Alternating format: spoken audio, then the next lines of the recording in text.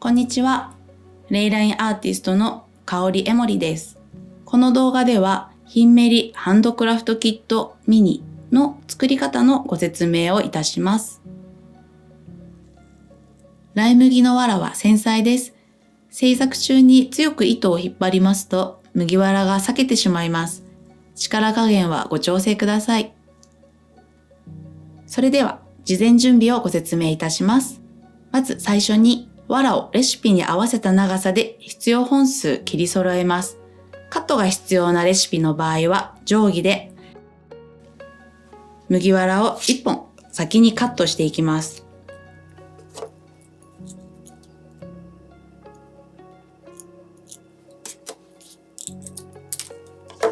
この1本を見本にして他の長さも同じ長さに必要本数切り揃えていきます。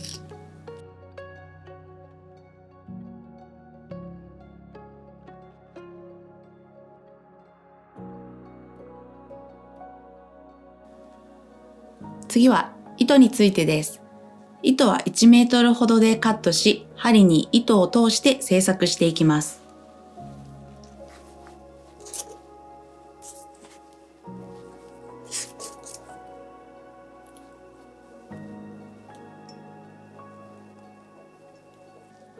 この時、通した糸は約15センチほどの長さで持っていただき、このまま麦藁に針を通していきます。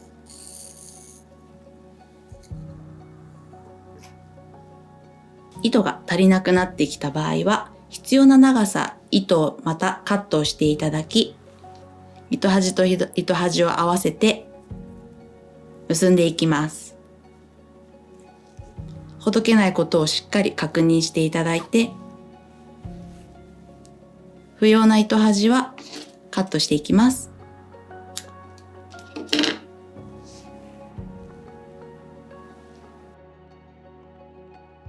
次に製作する際のポイントをご説明いたします。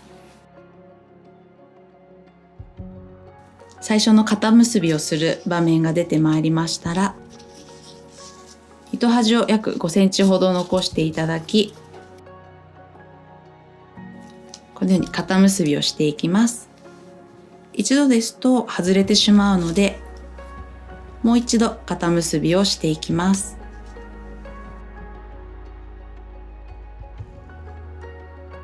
これで糸がしっかり固定されたので、壊れにくいヒンメリになります。次に糸を2回交差させてくぐらせる方法をご説明します。レシピの中の二重丸が出てきましたら、まず針で最初の角に針を通して糸をくぐらせます。これが1回目です。2回目はその隣の角に針を通して糸をくぐらせていきます。こうすると1回目と2回目で糸が交差していますので、ほどけにくく強度があるヒンメリになっていきます。それでは製作を始めます。